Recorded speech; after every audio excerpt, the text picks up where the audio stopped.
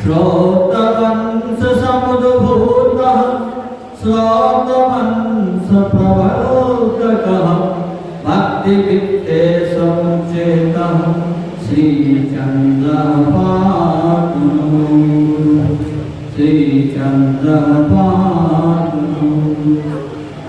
अखिल ब्रह्मांड नायक भक्त वत्सल दया सिंधु कृपा सिंधु उदासीन कुलभूषण जगत गुरु श्री चंद्र भगवान के चरणों में बारंबार नमन। जगत जननी परमात्मा भगवती राजराजेश्वरी के चरणों में बारंबार नमन। परमचनीय वंदनीय तपोनिष्ठ श्री बाबा जी के चरणों में भी बारंबार नमन। परमचनीय वंदनीय उदासीन परंपरा की जो एक निर्वाह करने वाले परमानंदीय श्रीमान महंत रघुवीर जी महाराज के चरणों में बारंबार नमन। मंचस्थ विराजमान सभी महापुरुषों के चरणों में बारंबार नमन। इस कलिकाल की अद्भुत मोहरूपी दिशा को ज्ञान अग्नि के द्वारा निर्मंजन करने वाले परमानंदीय माताओं बहनों भाइयों, आज जिस परंपरा की अद्भुत परंपराओं को जो दीर्घकालीन जो परंपराएं हम लोग उस वैदिकीय परंपरा को मानते हैं। त्रिविधम कर्मं कुर्वाणा वेदम आश्रितम यद मन्ये तद विषयो ब्रूहि तद धीमहि। आचार्य शांडिल्य ने एक जगह कहा कि भारत की संस्कृति अद्भुत क्यों है, यहाँ अनेक धाराओं की एक समन्वय कैसे होती है, अनेक मतों को एक मत कर देने वाली जो अद्भुत परंपरा, जो कि हम लोग भिन्न भिन्न धाराओं में प्रवाहित होने वाले, भिन्न भिन्न चिंतनों में प्रवाहित होने वाले, उसके बाद भी जब उस परमात्मा उस गुरुदेव के चरणों में जाते हैं तो हम एक हो जाते हैं। समन्वितम कथम, आचार्यों ने कहा कैसे समन्वित हो जाते हैं। आज इस विजयादशमी के दिन जो हमारे महापुरुषों ने, हमारे गुरुओं ने, हमारे आचार्यों ने, हमारे शास्त्र कर्मज्ञों ने इस अद्भुत परंपराओं को जब आप पर्यालोचन करेंगे, हर 3 महीने के बाद शक्ति उपासना का विधान है। और उस शक्ति उपासना में जो हम 3 महीने कृताकृत कर्म समर्पितम तुभ्यम देव, हे देव इस 3 माह के पर्यंत जो कृताकृत कर्म है, क्योंकि मैं जीव हूँ, जीव में विकार अवश्य में वो होगा। परिपूर्ण महापुरुष का नहीं कहा जा सकता, परंतु जीवत्वेन जब अपने आप को मैं देखूंगा तो वो हमारे अंदर विकार अवश्य होगा। उस विकार को निवृत्त करने वाले कौन है? देव है। देव आश्रितम, और देव इसलिए देखिए देवता शब्द संस्कृत में स्त्रीलिंगवाचक है, इसलिए हमारे आचार्यों ने, महापुरुषों ने देव आश्रितम अर्थितम तत्व मंदे तद शक्ति अधीनम निर्विकारम, हमारा विकार को निवृत्त करने वाले कौन है? वो देवता हैं, वह गुरु हैं, जो हमारे आचार्यों ने अद्भुत परंपराओं को निर्वाह करने के लिए शक्ति उपासना 9 दिवसीय जो शक्ति उपासना बाबा जी के चरणों में रखकर, हमने आपको कल भी कहा था कि उस शक्ति का जो मैंने कल स्वरूप बताया था, सर्वतंत्रमयी सत्ता सत्यानंद स्वरूपनी अनंता भावनी भाव्या भव्य भव्या सदागति। हे माँ सदागति, हे सत्यानंद स्वरूपनी, संबोधन है। आचार्य कहते माँ मैं किसके चरणों में जाऊं, मेरा सदागति, मेरा गति कौन हो सकता है? क्यों कि मैं जीव हूं, मेरे अंदर विकार है, और सदगति को प्राप्त कराने वाले तुम हो। क्योंकि आपका स्वरूप जो है सर्वतंत्रमयी सत्ता, इस चराचर जगत के कारण रूप तो तुम ही हो, तुमसे अतिरिक्त क्या है? कुछ नहीं है। सर्वतंत्रमयी सत्ता, देखिए विशेषण है कि मां संपूर्ण तंत्रों में इस पूरे संसार को चलाने वाले तुम हो। सत्ता शब्द का अर्थ आचार्यों ने लिखा कि समस्त जगत का कारण भी तुम हो, और कारण के बिना कार्य नहीं हो सकता। मां आपके अतिरिक्त कौन है और आपका स्वरूप कैसा? अनंता भावनी भाव्या भव्य भव्या सदा गति, आप अनंत हैं। देखिए महापुरुष संसार में रमन करते हुए भी अनंत का मतलब कहता है जिसके कभी भी चेहरा पर शिकन न आवे, हमेशा प्रसन्न मुद्रा में रहे। आपके स्वरूप कैसे है? मां अनंत है, आपका कोई अंत नहीं है। अनंत को अंत नहीं, देखिए विचार किया जाएगा क्योंकि समय है संक्षिप्त में, इसीलिए भावनी, इस चराचर जगत के, भावनी शब्द का अर्थ है सुंदर। इस सृष्टिकर्ता कितने सुंदर है, अद्भुत है। मां आप अद्भुत हैं। भव्या, आपको साधना भी, योग्य भी आप में ही समन्वित है। भव्य माने कल्याण, अभव्य आपसे अतिरिक्त चराचर जगत में कुछ नहीं है। इसलिए मां सदगति, आप ही मेरा गति हो। क्यों? मैं जीव हूँ और विकार। आज विजयादशमी के दिन हम लोग अद्भुत महापुरुषों का हमारे ज्ञान के द्वारा, शास्त्र के द्वारा, परंपराओं के द्वारा और अनुभव जन्य के द्वारा जो वास्तविक मेरा स्वरूप क्या है, हमारे महापुरुष संत विद्वान आचार्य लोग आपको विजयादशमी के बारे में विश्लेषण करेंगे। मैं सर्वप्रथम जो 9 दिवसीय इस ज्ञान रूपी प्रवाह को संचालित करने वाले हमारे आचार्य परम पूज्य धनंजय जी को मैं कहूँगा कि आए, संक्षिप्त में 5 से 7 मिनट के अंदर अपनी उद्बोध, अपनी आशीर्वचन को आप आकर और प्रतिपादन करें।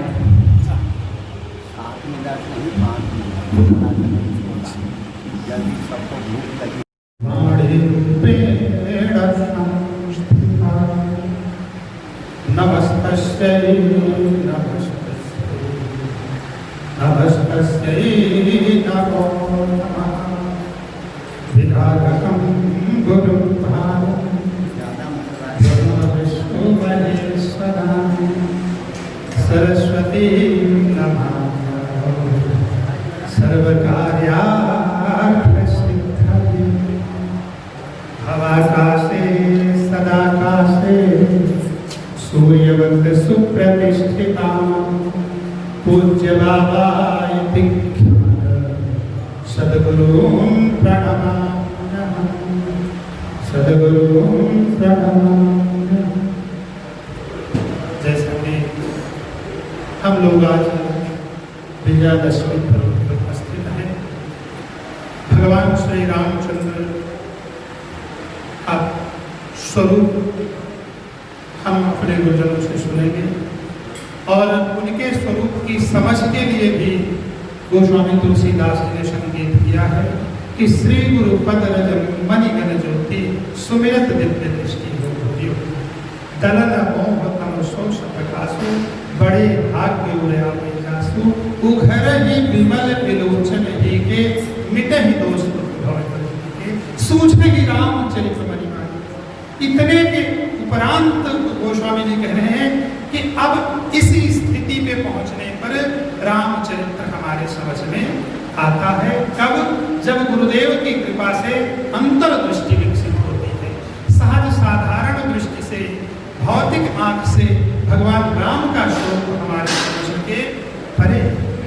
स्वयं भगवान भोलेनाथ ने माता पार्वती को प्रभु श्री राम का चरित्र सुनाते समय कहा है कि मुकुर मलिन नयन विहीना राम रूप देखे किम दीना। हे देवी, जिनका भौतिक चक्षु भी नष्ट है और जिनके अंतर्दृष्टि भी नहीं है, मन रूपी दर्पण भी मैला है, धूल धूसरित है, वो राम को नहीं समझ सकता। तो प्रभु श्री राम का चरित्र गुरुजनों की कृपा दृष्टि से ही हृदयंगम हो सकता है। छोटा सा एक दृष्टांत लेते हुए बात को समाप्त करेंगे। हमारे संतों ने कहा है कि विद्या विवादाय धनम मदाय शक्ति परेशान परिपीडनाय खलस्य साधोर विपरीतमेकम ज्ञानाय दानाय चरक्षणाय ज्ञानाय दानाय चरक्षणाय। हमारे संतों का कहना है कि यदि विद्या से विवाद हो रहा है तो विद्या कहीं से भी विद्या नहीं है, क्योंकि उसकी परिभाषा तो है सा विद्या या विमुक्त है। विद्या तो वही है जो सर्वथा मुक्ति प्रदान करे, और हम उलझे हैं तो किस बात के विद्वान। विद्या धनम मदाय, यदि धन से मदमस्ता सवार हो रही है तो कहीं से वो धन नहीं है। और शक्ति से हम बस दूसरे को धक्का ही दे रहे हैं तो कहीं से शक्ति नहीं है। और भगवान श्री राम में ये तीनों चीज आप देखें तो तीनों चीज का ऐसा अनुपम सामंजस्य है कि क्या कहना। परम विद्वान है, 4 वेद 6 शास्त्र 18 पुराण सबके ज्ञाता है, लेकिन गुरुजनों के सामने बैठ रहे हैं तो जाके सहज श्वास जारी सो हरि पढ़ जाए, एकदम अबोध बालक की भांति पढ़ रहे। और शक्ति का क्या कहना, त्रिलोक विजेता है, लेकिन समुद्र के सामने भी 3 दिन हाथ जोड़े खड़े थे। शत्रु के यहाँ पहुंचने के बाद भी अंगद से संदेश कहलवाए कि काज हमार तास हित होई रिपुशन करे बत कही। ये शक्ति का शब्द। और धन का तो देखिए कि अयोध्या जैसा समृद्ध राज्य तिनके की तरीके छोड़ करके चले आए, और जब चित्रकूट की धरती पे भरत फिर से लौटाना चाह रहे हैं तो फुटबॉल की गेंद की तरीके धक्का दे रहे हैं कि नहीं कम से कम 14 साल तो तुम्हारा ही है। अयोध्या जैसा समृद्ध राज्य चित्रकूट की धरती पर फुटबॉल की गेंद की तरीके लुढ़क रहा है, कभी भरत की तरफ कभी राम की तरफ। ये धन शक्ति और विद्या का सदुपयोग भगवान श्री राम के चरित्र में देखने को मिलता है। इसी का विस्तार रामचरितमानस है, और यही मर्म हम अपने गुरुजनों से प्राप्त करते हैं। इसी को कहते हुए वाणी बाबा श्री के चरणों में अर्पित करते हुए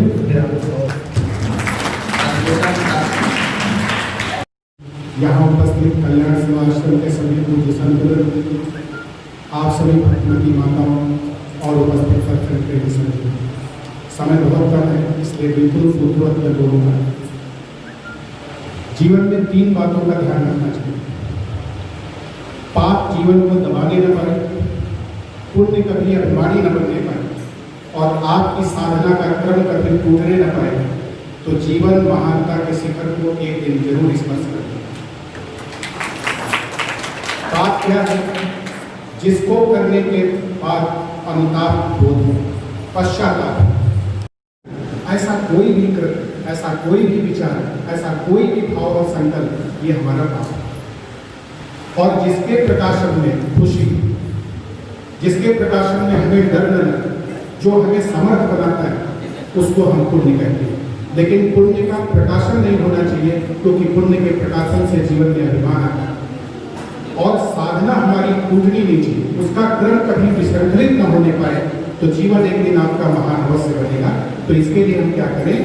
पाप जीवन को दबाने न पाए, इसके लिए धर्मे मति रस्तो, धर्म में मति आपकी निरंतर लगी रहे। और धर्म का तात्पर्य है जो आपके व्यक्तिगत जीवन का सर्वांगीण विकास करे, लोक मंगल करे, और अंत में आपके मोक्ष का संपादन करे। ऐसी जो जीवन विधा है उसको हमारे यहाँ धर्म है। तो धर्म में मति अगर बनी रहेगी तो पाप जीवन को दबा नहीं पाएगा। हरि पद रति वस्तु, भगवान के श्री चरणों में अगर रति बनी रहेगी तो पुण्य कभी अभिमानी नहीं करता। क्योंकि 1000 पति को अभिमान कब आता है? जब उसके सामने 100 रुपए वाला खड़ा हो। लखपति को अभिमान कब आता है? जब उसके सामने 1000 पति खड़ा हो। लेकिन अगर लखपति के सामने करोड़पति को ले आओ तो वो अभिमान नहीं, उसके मन में अभिमान नहीं उठेगा। तो अगर निरंतर आपको अनंत शक्तिमान षडैश्वर्य संपन्न परमात्मा निरंतर सामने दिखता रहे तो आपको लगेगा कि उनकी तुलना में तो हमारा कोई अस्तित्व ही नहीं। तो अभिमान का सर्प कभी भी फड़ नहीं पा सकता। तो पुण्य अभिमानी नहीं बनेगा कब? जब भगवान के श्री चरणों में निरंतर रति रहेगी। और साधना का क्रम तब नहीं टूटेगा जब शिवा ते पंथाना संतु, निरंतर कल्याण के पथ पर चलने में आपकी अभिरुचि होगी तो आपके जीवन में साधना का क्रम नहीं होगा। इसी सूत्र के साथ मैं अपनी वाणी को विराम देता हूँ। में था हमारे गुरुदेव शास्त्री ही नहीं, वो भी एक अलौकिक गुरु थे। सुधांशु शेखर शास्त्री गुरु जी कहते थे कि हमेशा जिज्ञासु रहना, परिपूर्ण मत बनना। जिस दिन जिज्ञासु रहोगे, कोई व्यक्ति तुम्हारे सामने बोले सुनो और देखो क्या कह रहा है। हो सकता है तुम्हारी अनुभूति के द्वारा, तुम्हारे ज्ञान के द्वारा वह परिपूर्णता का बोध हो रहा है कि नहीं। तो इस विजयादशमी के पावन अवसर पर हमारे इस भक्त मंडली के समूह में वयोवृद्ध और वर्तमान में जो भारतीय जनता पार्टी के राष्ट्रीय कोषाध्यक्ष और बाबा जी के अनन्य, बाबा जी के प्रति निष्ठा रखने वाले हमारे परम आदरणीय श्री राजेश अग्रवाल जी से मैं कहूँगा कि यह 9 दिवसीय जो आराधना है, अपने अनुभव जन्य, आपने अपने अनुभव के द्वारा समाज को, जो कि आप वयोवृद्ध हैं, तो समाज को, आने वाले पीढ़ी को आप अपने अनुभव के द्वारा हम लोगों के सामने अपनी वाणी को प्रस्तुत करें। श्री राजेश अग्रवाल और उसकी आराधना यहाँ बैठे सभी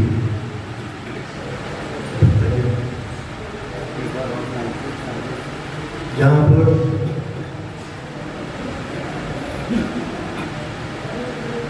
मेरे परमात्मा बाबा जी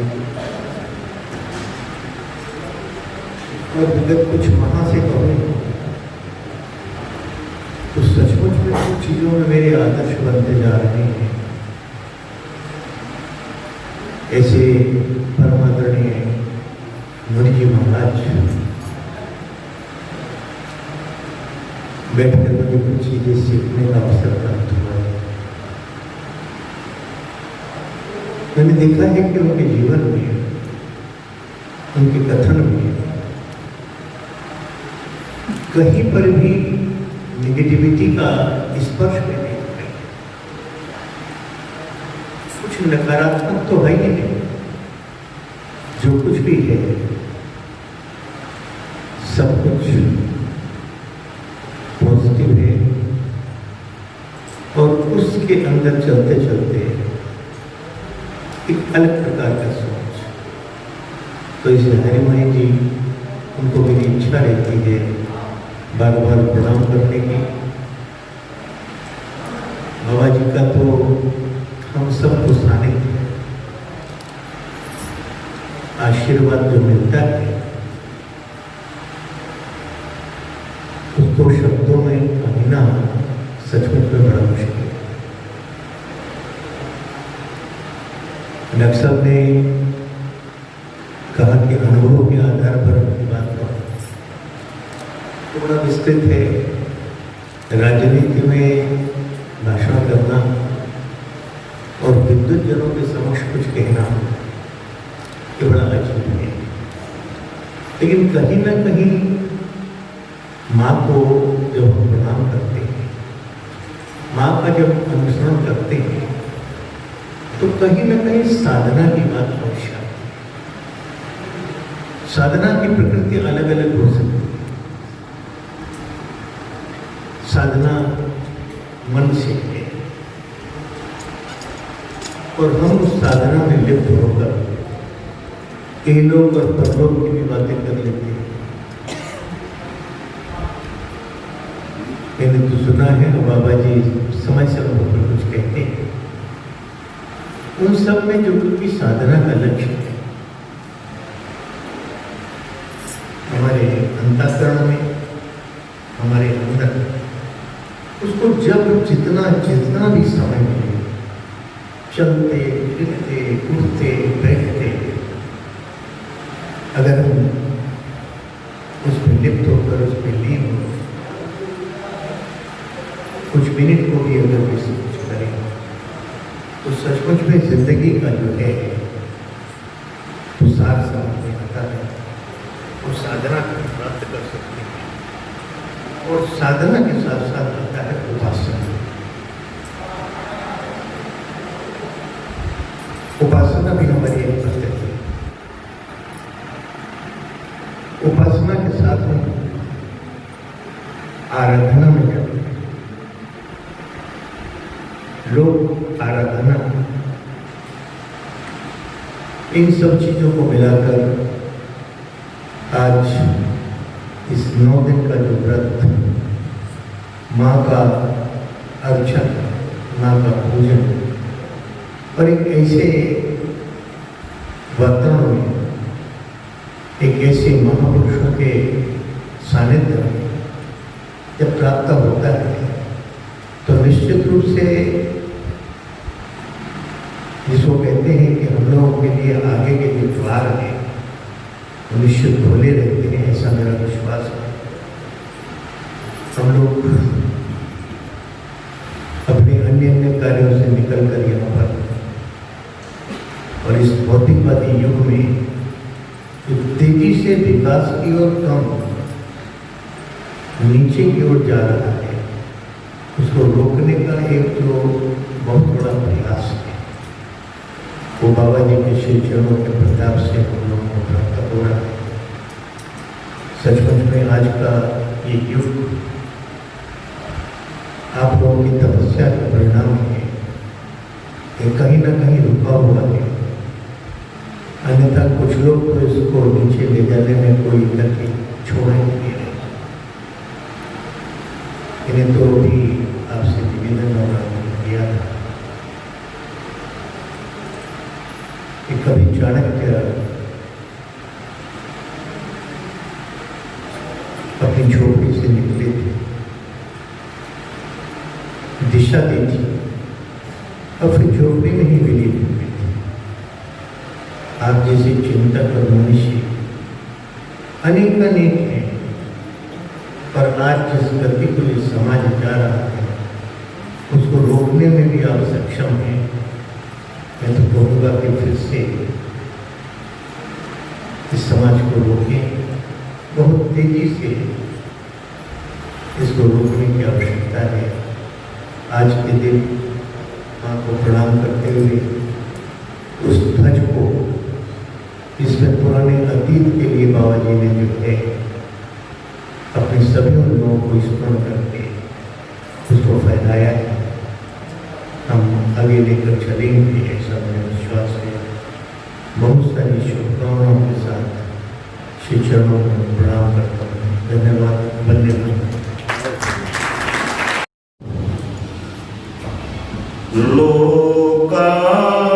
लोकाभिराम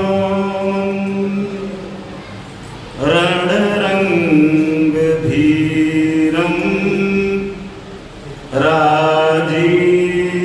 राजीवनेत्रं रघुवंशनाथं कारुण्यरूपं करुणाकरन्तं श्रीरामचन्द्रं शरणं प्रपद्ये। मनोजवं मारुततुल्यवेगं जितेन्द्रियं बुद्धिमतां वरिष्ठं वातात्मजं वानरयूथमुख्यं श्रीरामदूतं शरणं प्रपद्ये। प्रेम से बोलिए राजा रामचंद्र भगवान की, श्री हनुमान जी महाराज की, सदगुरुदेव भगवान की जय की ठीक से आवाज नहीं आ रही है। प्रेम से बोलो जय श्री सीताराम। ऐसी दहाड़ लगाओ कि कम से कम अयोध्या तक तो राम जन्मभूमि तक तो पहुंचे। प्रेम से बोलो राम जन्मभूमि की, सदगुरुदेव भगवान की, नवरात्रि महोत्सव की। अगर हम जिंदा हैं तो पता चलना चाहिए कि हम जिंदा हैं। प्रेम से बोलो जय श्री सीताराम। जय सीताराम।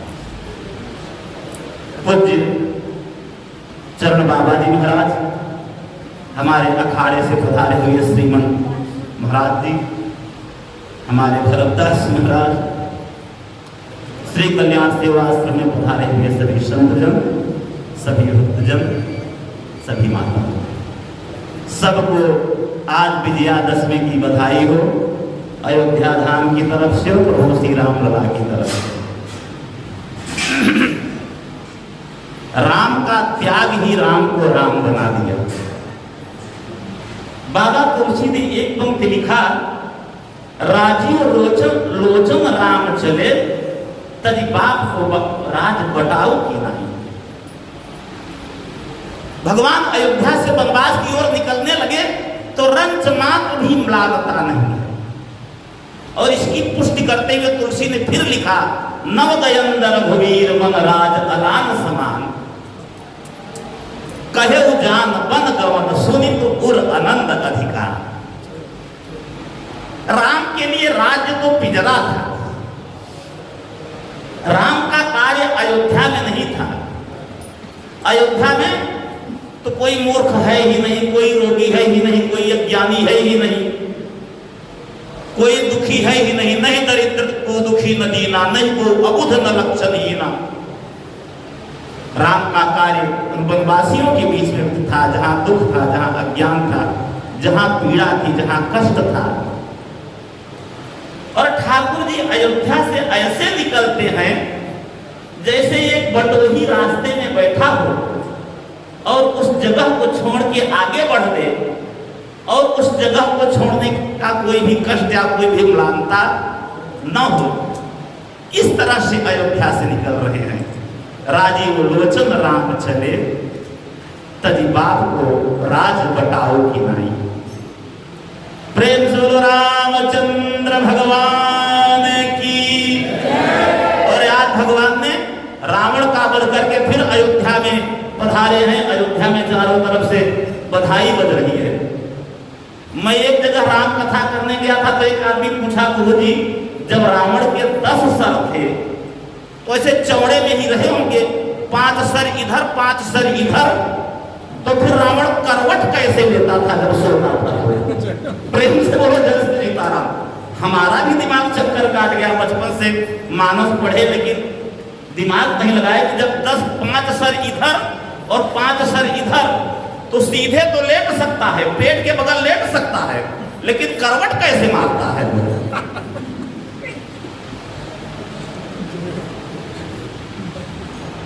तो 10 सर का मतलब यह नहीं कि 5 सर इधर और 5 सर इधर।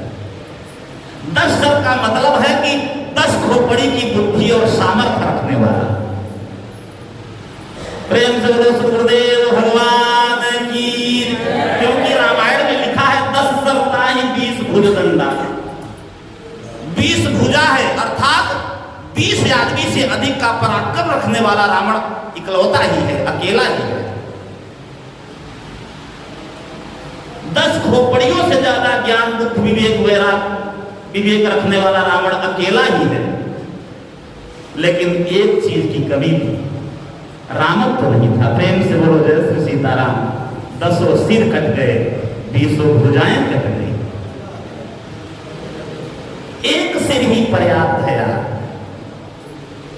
अगर मान लो आपके 10 सिर हो जाए, 10 सिर में एक साथ दर्द हो जाए और डॉक्टर को दिखाने जाओ तो पहले तो डॉक्टर कंफ्यूज हो जाएगा कि किस सर के लिए दवाई दे दो है। आज एक खोपड़ी तो भर नहीं रही है आदमी की। एक खोपड़ी में इतने विचार, इतनी इच्छाएं हैं कि भरते भरते आप विनष्ट हो जा रहे हैं और उस खोपड़ी की इच्छाओं को भर नहीं पा रहे हैं। 10 खोपड़ी हो जाएगी तो कहां से भर पाओ? इसलिए राम का अनुसरण हो। राजीव लोचन राम चले, तजी बाप को राज बटाओ कि नहीं। ये वैराग्य है। हम लोगों में तो क्षण भर के लिए वैराग्य आता है। एक आदमी संत जी के पास गया, गुरुजी आज मुझे सन्यास दे दो। तो कहा क्यों? एक बार सन्यास लेने का कैसे मन हो गया? तो कहा गुरु जी आज हम लेटे हुए थे तो मेरा पोता आया, छाती पर चढ़ गया और दाढ़ी खींच के कहने लगा बाबा बाबा बाबा बाबा बाबा। और जब गुरु जी दाढ़ी खींच के बाबा बाबा कहा तब मन से उठा कि मैं बाबा ही बन जाऊं जब कह रहा है तो गुरु जी कल आप मुझे बाबा बनाई दो। गुरु जी ने कहा ठीक है, बहुत शुभ सोचा है, कल स्नान ध्यान करके आना और मैं तुम्हें तुरंत बाबा जी बना दूंगा। अब गुरु जी तो प्रतीक्षा में बैठे हैं, यहाँ सब अपना जो है सब सामान फूल पत्ती अगरबत्ती धूप रखेगी। चलो अच्छा चेला मिला जो है। चेला बड़ा लेट आया, 12-1 बज गए, 2 बज गए, 3 बज गए, 4 बजे चेला आया। तो गुरु जी ने कहा क्यों रे, अब सन्यास लेना नहीं है क्या? कल तो सन्यास के लिए कूद रहा था।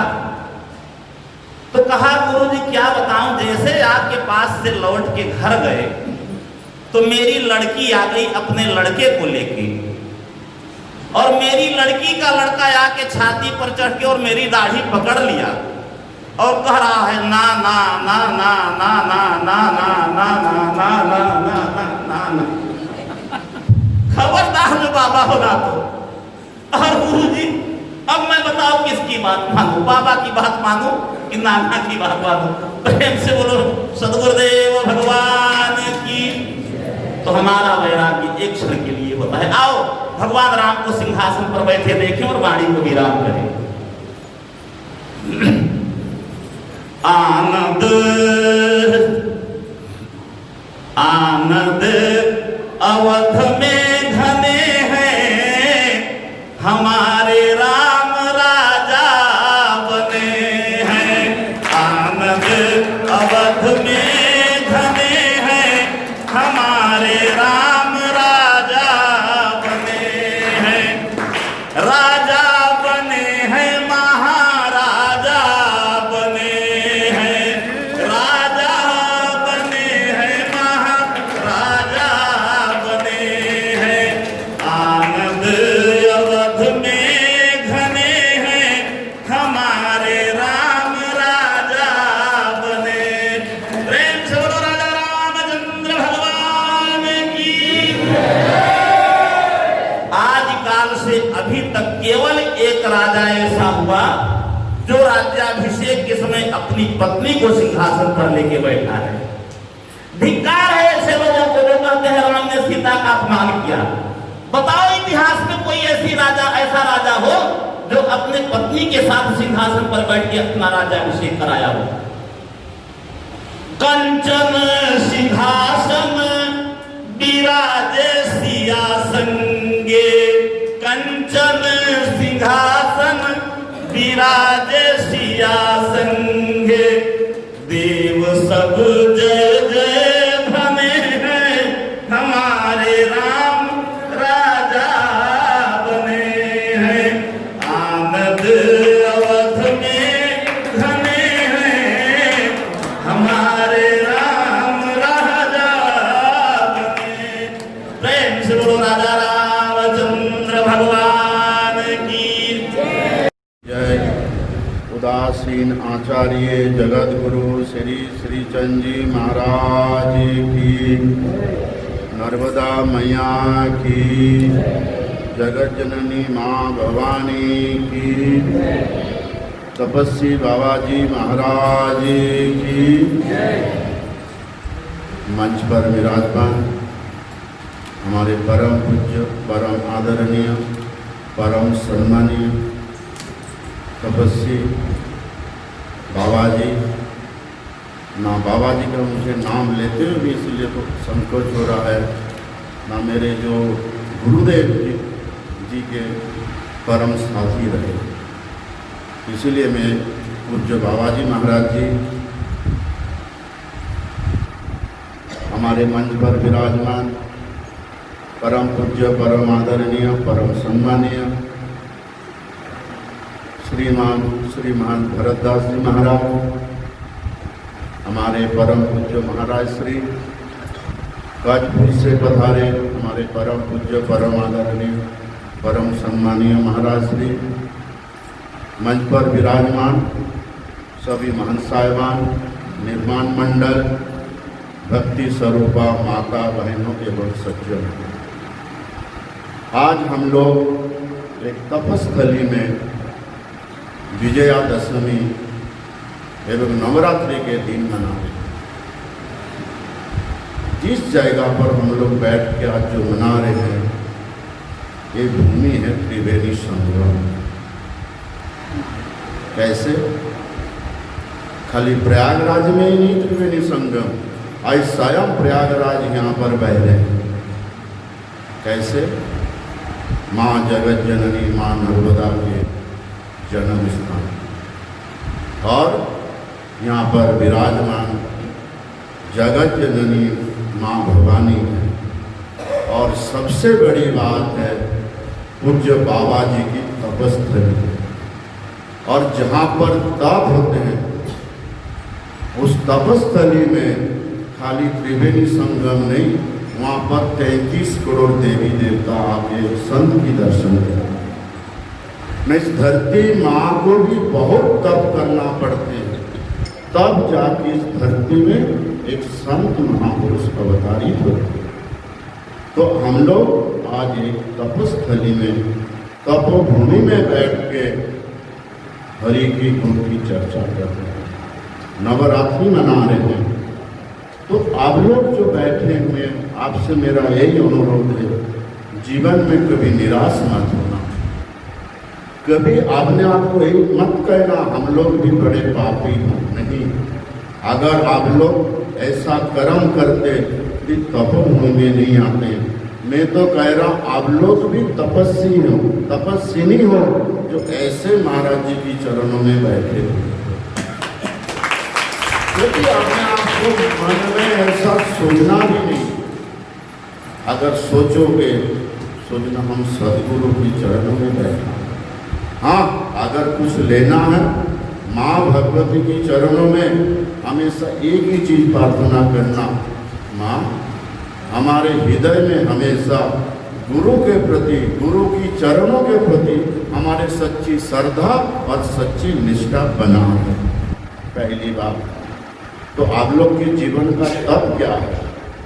तप यही है, आप लोग ने तो बचपन से महाराज जी की छत्र छाया में रहे।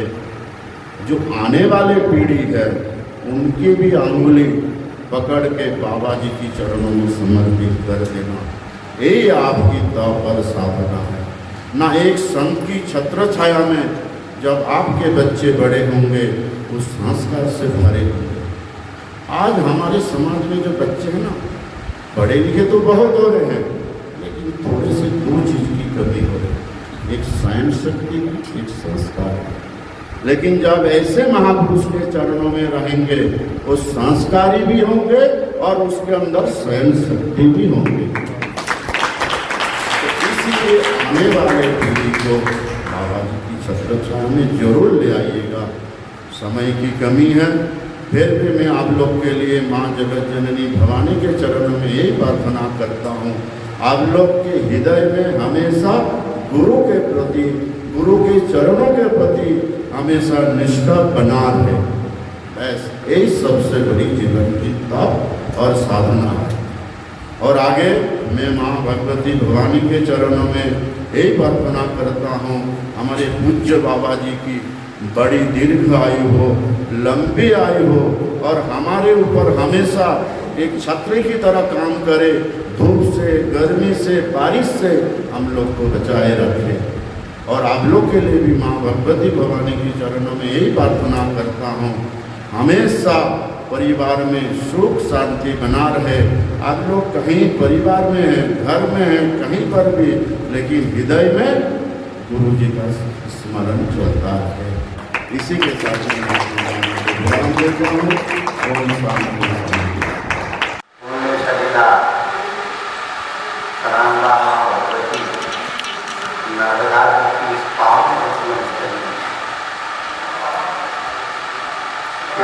दिव्य सुरम्य तपोवन के वातावरण में हम सब लोग बड़े सौभाग्यशाली हैं। सत्य आराधना के समापन पर्व पर आज विजयादशमी महोत्सव मना। हमारी भारतीय परंपराओं में विजयादशमी का बड़ा महत्व है। जब जब संसार में आसुरी शक्तियां बढ़ी, मानवता को अपमानित करने लगी, मानवता को अपमानित करने लगी, तब तक परमेश्वर अनेक रूपों में आकर के मानवीय सभ्यता को संरक्षण दिए। जब वह आसुरी शक्तियां समाप्त हो गई, सब लोगों ने जो है विजयादशमी महोत्सव मनाया। महिषासुर के अत्याचारों से प्रताड़ित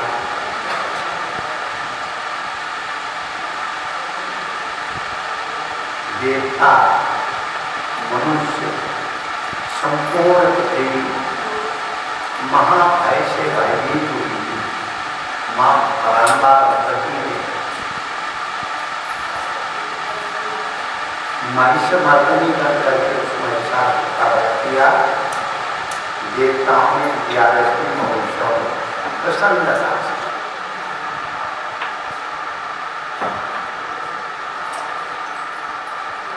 और रावण के अत्याचारों से जहां मानवीय सभ्यता अपमानित हो रही थी, जहां नारी समाज का अपमान हो रहा था, वह प्रसाद सीता जी को जो है अपहरण करके लंका में रख लिया था। तो आज ही के दिन हनुमान जी के नेतृत्व में सीता जी का अन्वेषण करते हुए लौटे हनुमान जी ने भगवान को बताया कि जो है सीता लंका में अशोक वाटिका के पास अशोक वृक्ष के नीचे बैठी हुई तपस्या कर रही। जब यह समाचार मिला तो आज ही के दिन भगवान राम ने विजय यात्रा आरंभ की, लंका की ओर प्रस्थान किया। इसलिए भी विजयोत्सव हर युग में यह विजयादशमी महोत्सव मनाया जाता है। वर्तमान समय में भी जब वर्षा ऋतु की समाप्ति होती है, पृथ्वी सस्यशालिनी हो जाती है, वृक्ष हरे भरे हो जाते हैं, किसान की खेती लहराने लगती है, तो सब लोग मिलकर के किसानों का मन भी प्रफुल्लित होता है और शांति का जब माहौल बनाता है तो हर व्यक्ति जो है विजयादशमी महोत्सव में ये विजयादशमी महोत्सव हमारी भारतीय संस्कृति और सभ्यता की प्राचीन समय से लेकर के वर्तमान समय तक हमको ये याद कराते हैं। आप बड़े सौभाग्यशाली हैं, दूर दूर से आकर के हर वर्ष नवरात्रि महोत्सव के ऊपर, पर्व के ऊपर आप सब लोग अपने घरों से बाहर इस तपोवन महासंकट में आकर के शक्ति की प्रार्थना करते, माँ की प्रार्थना करते हैं। 9 दिन तक उपास करते हैं, माँ के मंदिर में उपासना करते हैं और उपासन के समापन पर ये विजया महोत्सव आप बड़े सौभाग्यशाली हैं। इस 9 दिन के कार्यक्रम में और वर्तमान समय के इस परिचय में भी आपने अनेक संतों की अच्छी बातें सुनी। संतों के बताए हुए मार्ग पर चलने से कभी भी जीवन में दुख नहीं होता। नौदा भक्ति का आरंभ करते हुए मर्यादा पुरुषोत्तम भगवान श्री राम शबरी को जब नौदा भक्ति का उपदेश देते हैं तो प्रथम भक्ति संतन का रसंगा कर करके पहली भक्ति संतों का संग है। देखो हमारा मानव जीवन है, अनेक तरह के झंझावातों के बीच में हम लोग गुजर रहे हैं। पारिवारिक अशांति, मन की अशांति, सुविधाओं का अभाव, परस्पर वैमनस्यता, अनेक तरह की आदि व्याधियों से हमारा शरीर जुड़ा हुआ है। तो हम सब लोग मिलकर के परांबा भगवती से प्रार्थना करते हैं, माँ आप हमारे जीवन में सुख दें, संतोष दें, काया में निरोगता दें। हम प्रसन्न होकर के आपकी उपासना करें, जिससे हमारा भविष्य सुरक्षित हो, हमारा परिवार संस्कारवान बने। तो बड़ी अच्छी बात है, आप लोग जो है ये सब कर रहे हैं। आप सब लोगों से यही निवेदन है, परस्पर भाव में आपसी वैमनस्यता को छोड़िए, परस्पर एक दूसरे से मित्रता का भाव रखिए। जीवन की डगर में ठोकरें लगती रहती हैं,